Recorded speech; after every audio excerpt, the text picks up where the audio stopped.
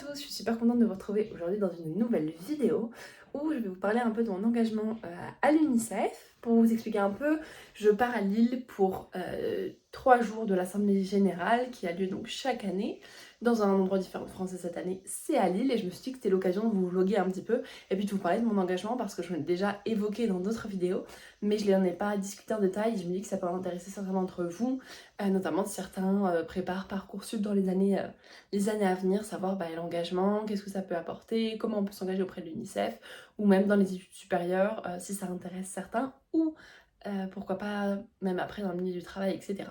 Si ça vous intéresse, n'oubliez pas de liker la vidéo et de vous abonner à la chaîne pour ne pas manquer les prochaines. Et je vous laisse tout de suite avec la suite.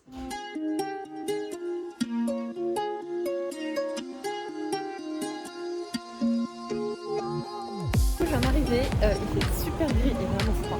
Là j'ai 10 minutes à pied pour aller jusqu'au Grand Palais et du coup je vous reprends là-bas.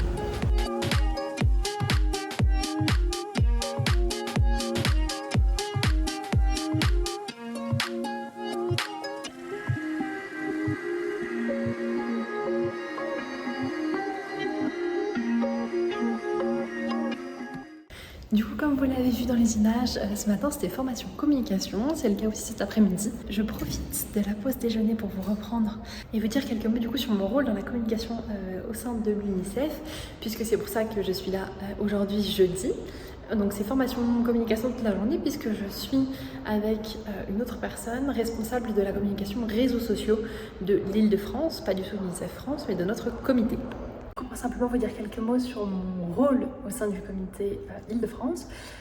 Donc je m'occupe des réseaux sociaux, je suis responsable des réseaux sociaux avec une autre personne et on s'occupe donc de programmer les publications sur Instagram, LinkedIn, Facebook, de s'assurer que les publications sont bien réalisées par toute l'équipe qui est bénévole avec nous, et ensuite on vérifie ces publications avant de les poster, donc vérifier notamment que la charte graphique est bien respectée puisqu'il y a beaucoup de consignes, que ce soit en termes de typographie, de couleurs, de types d'images qu'on peut utiliser, de types de messages qu'on peut faire passer aussi.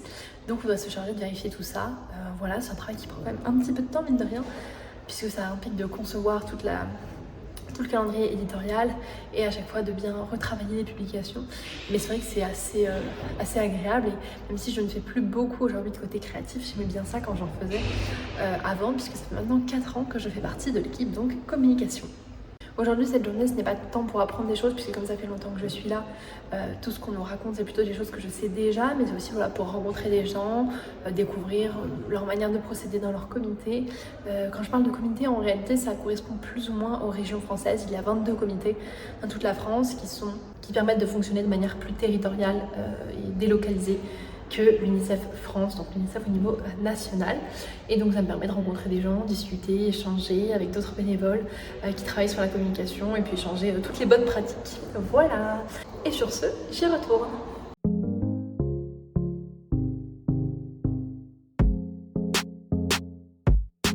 Du coup, je profite d'avoir 5 minutes là avant de repartir et d'avoir réussi à poser mon téléphone dans un angle à peu près correct pour vous parler un petit peu donc, de cette journée, de l'UNICEF et des 2 jours qui viennent. Donc comme vous avez vu, aujourd'hui c'était formation à la communication. Alors franchement c'était vraiment chouette. J'ai pas appris de choses d'un point de vue technique, mais c'était vraiment hyper riche en échanges, en discussions, en rencontres, etc. Donc vraiment c'était vraiment super. Enfin, en tout cas j'ai passé une très bonne journée, j'ai rencontré plein de gens super sympas. On a beaucoup échangé autour de la communication, des bonnes pratiques, etc. J'ai quand même appris certaines choses, donc c'était vraiment chouette. Du coup là je viens d'arriver à mon hôtel où je vais passer les 2 nuits qui viennent. Du coup, pour vous montrer la chambre que j'aurai pour les 2 prochaines nuits, du coup, c'est une chambre vraiment tout ce qu'il y a de plus classique, mais franchement, c'est très cool. En plus, je suis au dernier étage, donc j'aime bien. J'ai la vue sur les toits de l'île. Voilà, rien de spécial, c'est tout à fait confortable, donc c'est chouette. Et puis avec la salle de bain, hop. Donc voilà, avec une douche assez grande, voilà. Tout ce qu'il faut pour un petit séjour. Pour ce soir, là, le programme, c'est qu'il y a une visite de l'île qui est organisée à 18h30. Là, il est actuellement 18h10, donc il faut que je me dépêche pour pouvoir partir. Je vais faire cette petite visite parce que c'est la première fois pour moi que je viens à Lille, donc c'est vrai que c'est l'occasion aussi de découvrir un petit peu la vie locale, la ville, etc. Donc c'est ce que je vais faire. Et ensuite, j'irai dîner avec des amis de l'UNICEF, donc ça va être très chouette. Et demain commence donc l'Assemblée Générale à proprement parler, l'Assemblée statutaire, où donc on nous présente les rapports financiers, les rapports d'activité, rapports moraux, etc. Et où on vote, pour les personnes qui votent, moi je ne vote pas, mais pour les personnes qui votent pour les élus, au conseil d'administration notamment, etc. Et c'est aussi l'occasion d'avoir un certain nombre de conférences, de tables rondes, de présentations sur tout un tas de sujets liés à l'UNICEF. Et ça permet, c'est vrai, de se tenir au courant des dernières nouveautés, d'être bien à jour sur tout ce qu'on présente quand on parle de l'UNICEF. Donc c'est vraiment chouette et c'est vrai que c'est un événement fédérateur pour les bénévoles. Donc c'est toujours un grand plaisir d'y participer. Je profite là de ces quelques minutes pour vous parler donc un petit peu de ce qu'est être bénévole à l'UNICEF. Je suis bénévole depuis 5 ans, je me suis engagée au début de ma seconde. Parce qu'en fait, dans mon lycée, les jeunes ambassadeurs UNICEF, donc les bénévoles jeunes, les bénévoles de moins de 26 ans, mais en l'occurrence au lycée de 15 à 18 ans, allaient dans les classes et elles faisaient de la prévention contre le harcèlement scolaire. Et en les voyant faire, je me suis dit c'est génial, j'ai envie de faire ça aussi. Et donc du coup, je suis devenue jeune ambassadrice UNICEF en seconde.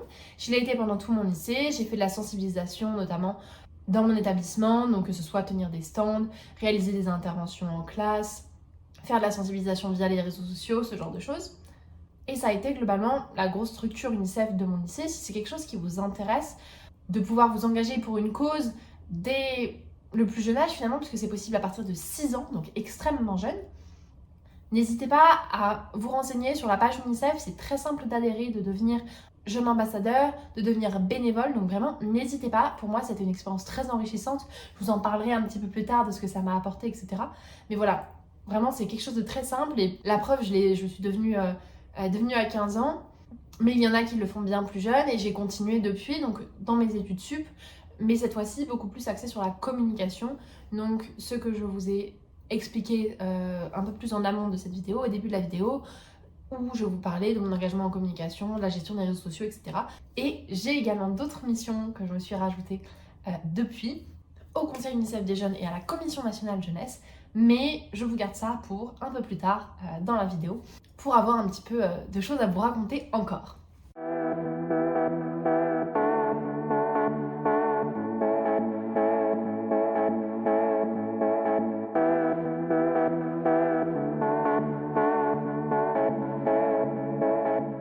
Je vous reprends depuis mon lit avec un angle un petit peu approximatif, mais c'est pas grave. De ce point de vue-là, j'ai pas vraiment d'endroit pour poser mon téléphone. Du coup là, il est minuit et quart, je vais aller me coucher parce que mine de rien le réveil a sonné assez tôt ce matin, donc là je suis bien crevée et demain la journée commence à 9h, donc ça veut dire qu'il faut que je sois partie à 8h15 de l'hôtel, ce qui veut dire qu'en gros le temps de descendre le petit déj, prendre ma douche, etc. Le réveil sonne à 7h15, donc dans 7h ça va piquer un petit peu, mais c'est pas grave. J'ai passé une super soirée en tout cas. On a fait une visite du coup de l'île à pied.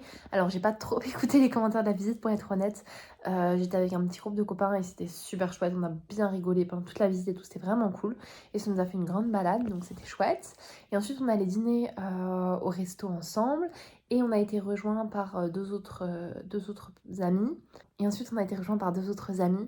Et donc, on a passé la soirée ensemble, etc. Enfin, on est resté du coup jusqu'à vraiment tard, puisque là, du coup, il est minuit et quart. Et on est arrivé au restaurant à 20h. Donc, pour vous dire un petit peu le temps qu'on a passé ensemble. Mais c'était vraiment, vraiment super sympa. On a rigolé, on a discuté, vraiment super cool. Donc, je vais me coucher sur une très, très bonne note pour cette journée. Et c'est vrai que c'est des moments que j'adore, les assemblées générales, parce que ça permet de rencontrer des gens, de discuter, etc.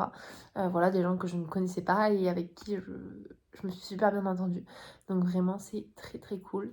Mais là, j'avoue que je suis bien crevée, donc je vais aller me coucher. À demain! Après une journée de formation communication et une bonne nuit de sommeil, on est parti pour l'AG qui va durer 2 jours.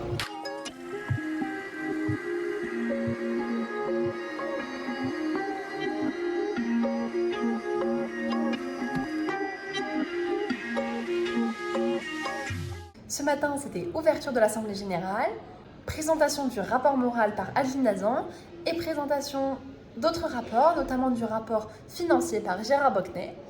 Et cet après-midi, on continue avec la présentation du budget 2024, une table ronde autour de la protection sociale, la présentation du rapport d'activité par Béatrice Lefrançois, la secrétaire générale, et on terminera la journée par la remise du prix UNICEF de littérature jeunesse.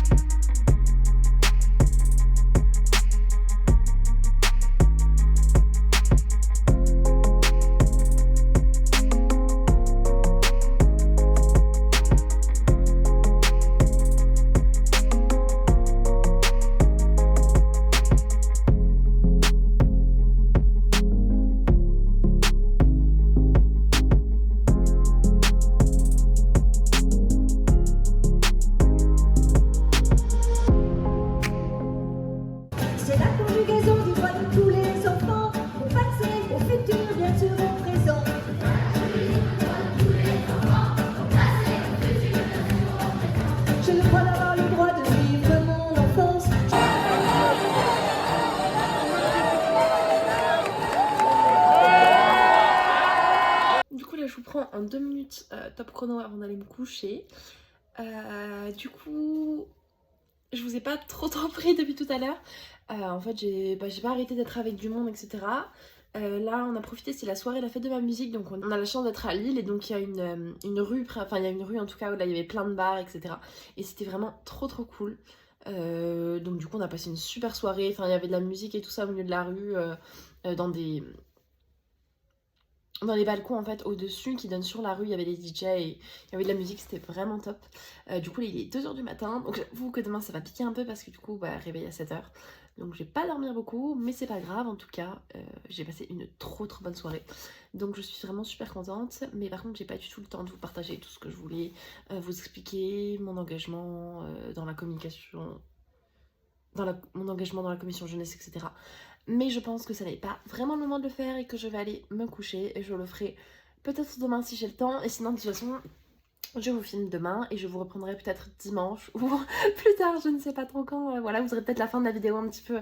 En tout cas vous ne me reverrez peut-être pas en face caméra de sitôt.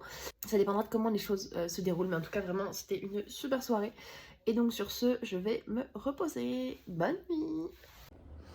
Réveil un peu moins dur que ce que je pensais, j'ai presque une tête à peu près fraîche, donc on va y prendre le petit déj et puis ensuite on sera reparti pour une nouvelle journée d'assemblée générale. Et je vous emmène avec moi bien sûr.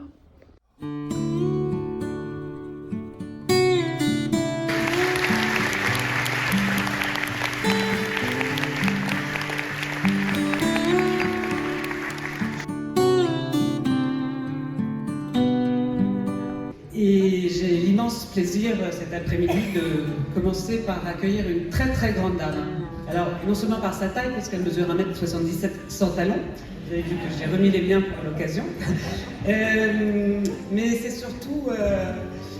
surtout sa taille, la taille de sa générosité qui est très importante. Aujourd'hui, on se retrouve donc pour une table ronde, donc avec les différentes directions. Je vais peut-être pas se tromper. Je vous donne déjà rendez-vous pour l'année prochaine, à Paris, cette fois-ci. Et donc, merci encore, prenez soin de vous, soyez prudents et à très vite. Merci beaucoup.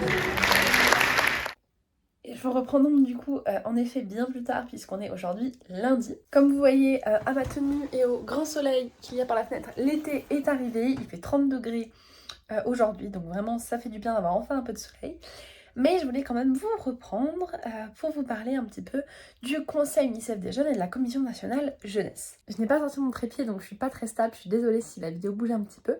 Je vais essayer du coup d'être la plus stable possible. Je voulais donc prendre le temps de vous expliquer ce qu'était le Conseil UNICEF des jeunes et la Commission nationale jeunesse.